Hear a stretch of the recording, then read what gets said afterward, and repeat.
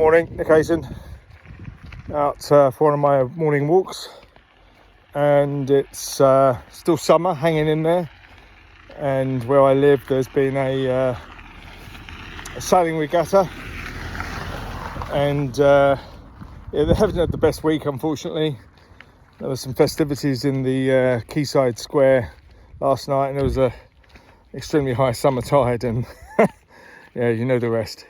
So the question I'm being asked more and more is, with all that's going on around the world, the EU, the shift to socialism in the West, and so on, what should I be doing?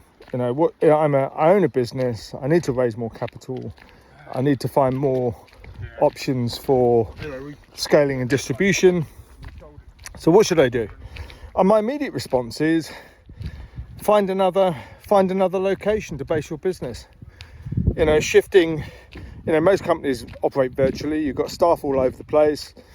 A lot of the assets are virtual, software, intellectual property, design ideas, what have you. And of course, therefore, it's a lot easier these days to shift and move. And my counsel to a lot of founders asking the question is, let's come up with a plan. Let's cook up a plan. Let's give you some options and show you what it looks like. But in doing so, the reasons to move location,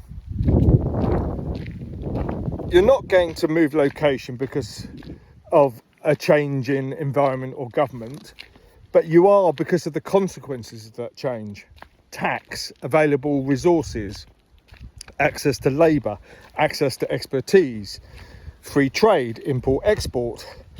All of these things matter, and they can affect your operations, your ability to operate, your net cost.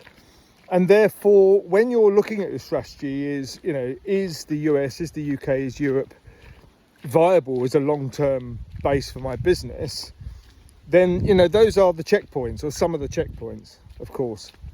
But then when you're considering where you could go and where you could take it, then the list extends, doesn't it? And if I move my HQ, is it just a move for legal IP tax reasons?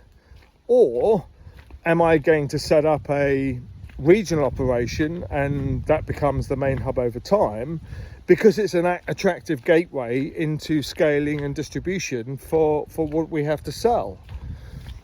That's a massive deal, because if you look at the populace and the size of the market, so the American market, say 400 million, Europe 400 million. But then when you look at the Asians and Middle East market and the African markets, South American markets, they're enormous, absolutely enormous. And it's a lot easier these days to get access to those markets, as we know. But where to base yourself?